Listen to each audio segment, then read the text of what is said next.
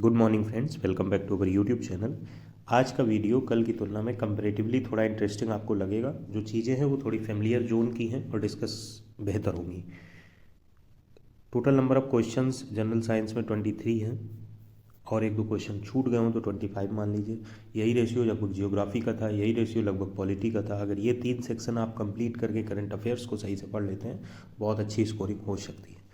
Question है, polysaccharides, proteins, nucleic acid and esters को क्या कहते हैं? प्राइमरी मेटाबोलाइट्स, सेकेंडरी मेटाबोलाइट्स या दोनों? इसके पहले की मेटाबोलाइट्स को जाने। मेटाबॉलिज्म को जो रिएक्शन होती है उसमें मेटाबोलाइट्स फॉर्म होते हैं मॉलिक्यूल्स के फॉर्मेट में, जिनका मॉलिक्यूलर वेट रेंज करता है 1500 से 2000 ग्राम पर मोल में। ये जो मेटाबोलाइट्स बनते हैं ये फर्दरी डिवाइड होते हैं सेंट्रल और स्पेशलाइज्ड मेटाबोलाइट्स में। जो सेंट्रल मेटाबोलाइट्स होते हैं उनको प्राइमरी मेटाबोलाइट्स बोलते हैं और जो स्पेशलाइज्ड मेटाबोलाइट्स होते हैं उनको सेकेंडरी बोलते हैं। अगर एग्जाम्पल के तौर पे जाएं तो carbohydrate, protein, lipids, vitamins, polysaccharides, nucleic acid, Easter, ये सभी एग्जाम्पल्स हैं प्राइमरी के। तो करेक्ट ऑप्शन बी पार्ट होगा। अगर सेकेंडरी की जाएँ तो जो ऑयल्स होते हैं, फिनोलिक्स होती हैं, एल्कोलाइड्स होते हैं, स्टेरॉइड्स होते हैं, ये सभी के सभी आपके सेकेंडरी मेटाबोलाइट्स में आते हैं। तो करेक्ट ऑप्शन बी पार्ट होगा। अगला क्वेश्चन है, how many sales do large animals have? Large animals में कितनी सेल्स होती हैं? 100,000 बिलियन टेंस। तो पहले सेल क्या होता है? सेल स्मॉलेस्ट यूनिट होता है जिसमें बेसिक प्रॉपर्टीज ऑफ लाइफ होती हैं। सम टीनी ऑर्गेनिजम्स, सिंगल सेल के ऑर्गेनिज्म कौन होते हैं? जो बैक्टीरिया एंड ईस्ट होते हैं। और ये क्वेश्चन पूछा गया है, bacteria and yeast have how many number of cells? 100,000 tens single unit, तो यूनिट सेल होती है इनकी। लार्ज प्लांट्स और एनिमल्स में बिलियंस ऑफ सेल होती हैं। तो करेक्ट ऑप्शन सी पार्ट होगा। लेकिन ह्यूमन बीइंग का ज़्यादा बार क्वेश्चन पूछा गया है as comparison to large animal in any SSC exams. तो उसमें 75 ट्रिलियन सेल्स होती हैं। 75 ट्रिलियन सेल्स होती हैं। नंबरिंग में नहीं पूछा जाता है, बिलियन, ट्रिलियन, मिलियन में पूछा जाता है। तो ट्रिलियन आपको आंसर लगाना है। 75 ट्रिलियन सेल्स होती हैं। Let's move to the next question. Which of the following compound is a heterocyclic compound?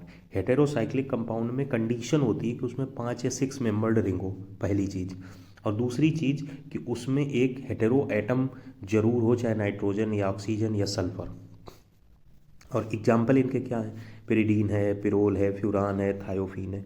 अगर वैसे देखो तो आंसर फ्यूरान हो गया, ए पार्ट। दूसरे कॉन्सेप्ट से देखो, हेटेरोसाइक्लिक में साइक्लिक कंपाउंड होना चाहिए कम से कम। अगर नहीं आपको 4-5 है तो इतना तो दिमाग में आ रहा होगा, इस तरीके का होगा, इस तरीके का होगा। एटलीस्ट आप एक ट्रायंगुलर फॉर्मेट तक तो मिनिमम सोचेंगे ना। एस्टिक एसिड क्या है? CH3COH। एथेन क्या है? C2H6। मेथेन क्या है? CH4। तो अपने आप फ्यूरान लगा देंगे। अगर नहीं भी कुछ पता तो भी फ्यूरान लगा देंगे। बाकी फ्यूरान का जो स्ट्रक्चर होता है वो C4H4O होता है। तो C4H4O 1 2 3 4 5 हो जाएंगे ना। तो यहीं 5 ना होने दो, पाँचवें की जगह O लगा दो। तो ये C4H4O हो जाएगा। ये C और इस पर सबसे H जुड़ा ही होगा और ये यहाँ पे O लग जाएगा। तो C4H4O ये फ्यूरान का फार्मूला होता है और यहाँ पे फ्यूरान करेक्ट ऑप्शन होगा। अगला क्वेश्चन है, which muscle can help modify the curvature in eye lens? ये आई लेंस कोई अलग से चश्मा आप नहीं लगा रहे हैं, जो आपकी आंख है उसके अंदर जो लेंस जिसे आप देखते हैं उसमें कौन सी मसल हेल्प करती है कर्वेचर को इंक्रीज करने में? जब आप पास के ऑब्जेक्ट देखेंगे और जब आप दूर के ऑब्जेक्ट देखेंगे तो फोकल लेंथ में डिफरेंस होगा। जब फोकल लेंथ कम होगी तो आपकी जो सिलेरी मसल्स है ये कॉन्ट्रैक्ट करेगी और अगर एक्सपेंड करेगी तो फोकल लेंथ बढ़ेगी। तो एक क्वेश्चन तो ये है कि कौन सी मसल इसको कर्वेचर को मॉडिफाई करती है? तो सिलेरी मसल्स है। अगर अगला क्वेश्चन आए, सिलेरी मसल्स एक्सपेंड और contract when the focal length of the eye lens is increased और डिक्रीज्ड, दोनों को मतलब किसी भी तरीके से पूछ सकता है। Focal length of the eye lens is increased then the ciliary muscle will contract और एक्सपेंड। तो इस चीज़ को याद रखिए कि फोकल लेंथ कम है तो कॉन्ट्रैक्ट करेगी, फोकल लेंथ ज़्यादा है तो एक्सपेंड करेगी। ऑब्वियसली मतलब पकड़ सकते हैं, इसमें कोई रेसिप्रोकल रिलेशन नहीं होता है। तो यहाँ पे सिलेरी मसल्स है जो कनेक्टेड टू द लेंस होती हैं, they can change the focal length of the eye lens by contracting और एक्सपेंडिंग। तो करेक्ट ऑप्शन सिलेरी मसल्स होगा। Let's move to the next question. अगला क्वेश्चन है, which hard rubbery elastic material has the ability to stretch and rise due to the action of baking powder or yeast? इसमें कौन सा material है जिसमें इतनी योग्यता होती है कि स्ट्रेच कर सके बेकिंग पाउडर या ईस्ट के एक्शन की वजह से। एक्चुअली में ग्लूटेन जो है ये प्रोटीन है, नेचुरली फाउंड करता है। ये जो आप गेहूं वगैरह, बार्ले और राई वगैरह यूज करते हैं उनमें फाउंड करता है, और इसका बहुत ज़्यादा यूज हमें एक डिसीज़ दे देता है। मतलब यहाँ पे जो क्वेश्चन का आंसर होगा वो ग्लूटेन होगा। अब नेक्स्ट क्वेश्चन क्या बन सकता है कि ग्लूटेन जनरली फाउंड कहाँ करता है। वीट दे दिया और अदर दर्द चीज़ें दे दी जिसमें बार्ले और राई कॉमन नहीं किया, तो वीट करेक्ट ऑप्शन हो जाएगा। दूसरा दे दिया कि जो ग्लूटेन अगर ज़्यादा हम यूज कर रहे हैं तो उसकी वजह से कोई में डिसीज हो सकती है, तो उस डिसीज का क्या नाम है, तो उस डिसीज का नाम है सेलिएक डिसीज। और सेलिएक डिसीज ये सबसे ज़्यादा इम्पैक्ट किसको करती है, सबसे ज़्यादा इम्पैक्ट करती है स्मॉल इंटेस्टाइन को, स्मॉल इंटेस्टाइन को। तो इस तरीके से ग्लूटेन करेक्ट ऑप्शन होगा। अगले क्वेश्चन की तरफ बढ़ते हैं। Which disease is transmitted to humans by a flavivirus that can cause inflammation in the brain. Flavivirus की तरफ से कौन सी डिसीज आती है जिससे ब्रेन में प्रॉब्लम क्रिएट होती है। ऑप्शंस जो है वो जापानीज इंसेफेलिटिस, एंथ्रैक्स, लिप्रोसाइप्रस, कैंडिडियासिस। तो ये है जापानीज इंसेफेलिटिस वायरस, इंसेफेलिटिस वायरस, इसको JEV भी बोलते हैं। ये फ्लेवी वायरस है जो डेंगू से रिलेटेड है, मच्छर की वजह से होता है। येलो फीवर और वेस्ट नील वायरस, इन रीजन से भी JEV होता है। तो जापानीज इंसेफेलिटिस वायरस फैलता है ह्यूमंस में फ्लेवी वायरस की वजह से, जो मॉस्किटोज के स्प्रेड की वजह से होता है। ये क्वेश्चन आ चुका है, अब तो मुश्किल ही है यार। तो इसका मतलब एक सिंबॉलिक ये भी मिलता है कि बीमारियों को, मच्छरों की जो बीमारियां हैं डिफरेंट उनके क्वेश्चंस को देखना चाहिए। ये भी SSC CHSL का ही क्वेश्चन है। अगला क्वेश्चन है match the column A with column B। इधर आपको एलिमेंट दिए हैं, इधर ग्रुप दिए हुए हैं। हाइड्रोजन का एटॉमिक नंबर 1 होता है, हीलियम का एटॉमिक नंबर 2 होता है, बेरिलियम का एटॉमिक नंबर 4 होता है, बोरान का एटॉमिक नंबर 5 होता है। आपसे इनके ग्रुप पूछे गए हैं। हाइड्रोजन ग्रुप 1 में होता है, हीलियम में 2 होता है, लेकिन ये वो वाली गैसें हैं, नियान, आर्गन, क्रिप्टॉन, निष्क्रिय गैसें हैं, तो ये ग्रुप 18 में चला जाता है।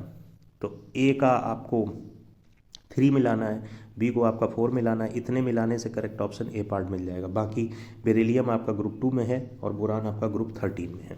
वो उसी हिसाब से है कि कितने number of electrons last shell में हैं, कितने नंबर ऑफ इलेक्ट्रॉन्स फ्री हैं, उसी के बेसिस पे पीरियोडिक टेबल बनी है।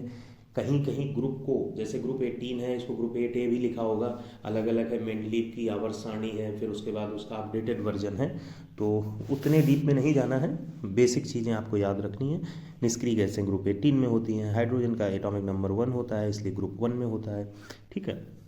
और सारा खेल unsatisfied valence electrons in the last जो आपकी कक्षा है, ऑर्बिट है, उस पर डिपेंडेंट करता है।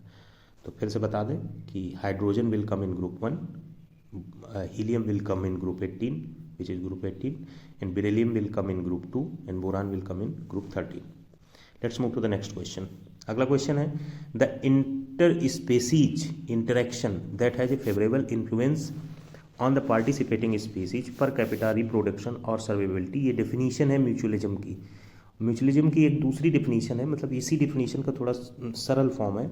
एक टाइप ऑफ इंटरेक्शन है बिटवीन 2 लिविंग ऑर्गेनिजम्स और मोर देन लिविंग ऑर्गेनिजम्स के बीच, जिनमें इक्वली बेनिफिटेड होते हैं और कोई हार्म नहीं होता है। जैसे लाइकेन है, ये म्यूचुअलिस्टिक रिलेशनशिप बोली जाती है एक फंगस और एल्गी के बीच। देखो उन्होंने म्यूचुअलिज्म पूछा, इसके पूर्व में उन्होंने लाइकन पूछा था, और इसके पूर्व में उन्होंने माइकोराइजे भी पूछा था। माइकोराइजे म्यूचुअलिज्म रिलेशनशिप है फंगी और रूट्स ऑफ हायर प्लांट्स के बीच। यहाँ फंगस और एल्गी के बीच है लाइकन, माइक्रोराइजी फंगी और रूट्स ऑफ हायर प्लांट्स के बीच है। और इस बार तो डेफिनेशन ही पूछ ली, तो म्यूचुअलिज्म अपने आप में बहुत इंपॉर्टेंट टॉपिक है SSC JEE के लिए। होपफुली ये चीज़ क्लियर होगी, लाइकन, माइक्रोराइजी। इसके बाद अगला क्वेश्चन है विच of the following is a genetically modified plant. Genetically modified plant कौन सा है? शुगर केन, वाइल्ड बनाना, नेटिव पेपर, बीटी कॉटन। केवल only genetically modified plant India में परमिटेड है, वो बीटी कॉटन है। इसमें सॉइल को ऑब्टेन किया जाता है हाइब्रिडाइजेशन करके 2 फॉरेन जीन्स को आपस में मिला के, और उसमें भी एक बैक्टीरिया यूज किया जाता है जिसको बोलते हैं बेल्सियस थ्रिंजिंसिस, जिसको शॉर्ट फॉर्म में बीटी बोलते हैं, इसीलिए इसको बीटी कॉटन बोलते हैं। फिर से बता दें कि only permitted genetically modified plant है, क्रॉप है इंडिया में, जिसका नाम है बीटी कॉटन। इसमें सॉइल को 2 फॉरेन जीन्स को मिला के आपस में हाइब्रिडाइज किया जाता है, और उसमें एक बैक्टीरिया यूज किया जाता है जिसका नाम है बैसिलस थुरिनजिनसिस, जिसको शॉर्ट फॉर्म में बीटी बोलते हैं। होपफुली क्लियर है। अगला क्वेश्चन है विच of the following is a benzenoid compound, non benzenoid compound, non benzenoid compound. Benzene compound को पहचानने के लिए आपके पास एक बेंजीन रिंग जरूरी होनी चाहिए। अगर उसमें से एक और जुड़ रही है तो ठीक है, एक और जुड़ रही है तो ठीक है, मिनिमम एक बेंजीन रिंग होनी चाहिए। जब आप इसको देखेंगे तो आप पाएंगे कि केवल इसमें ट्रोपोन ऐसी है जिसमें बेंजीन रिंग नहीं है, और इसका जो नाम होता है यूपीएससी वो होता है 2,4,6 साइक्लो हेप्टेरिन 1 ओन। तो यहाँ पे करेक्ट ऑप्शन ट्रोपोन होगा। बाकी एनिलीन, बेंजीन, बेंजीन तो अपने आप में बेंजीनाइड कंपाउंड होगा, नेफ्थलीन अपने आप में होगा, 3 बेंजीन रिंग जुड़ जाती हैं, 2 बेंजीन रिंग जुड़ जाती हैं, एंथ्रासीन में 3 जुड़ती हैं, और एनिलीन तो बेंजीन कंपाउंड है ही।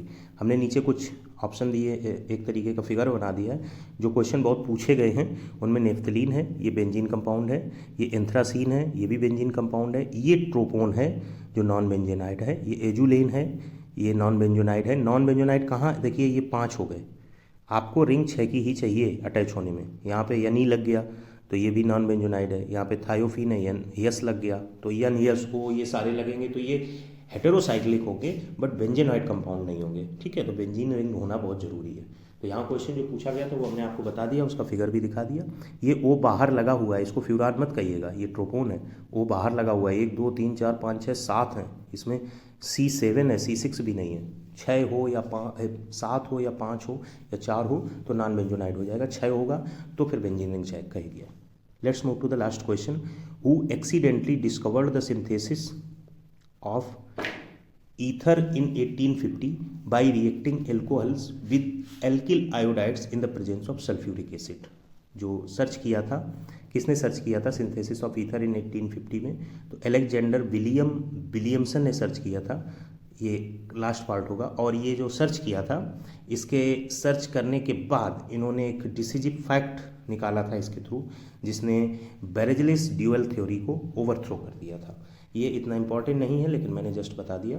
तो ये जो सिंथेसिस ऑफ ईथर 1850 में सर्च किया था वो अलेक्जेंडर विलियमसन ने सर्च किया था। तो ये क्वेश्चन थे जनरल साइंस के।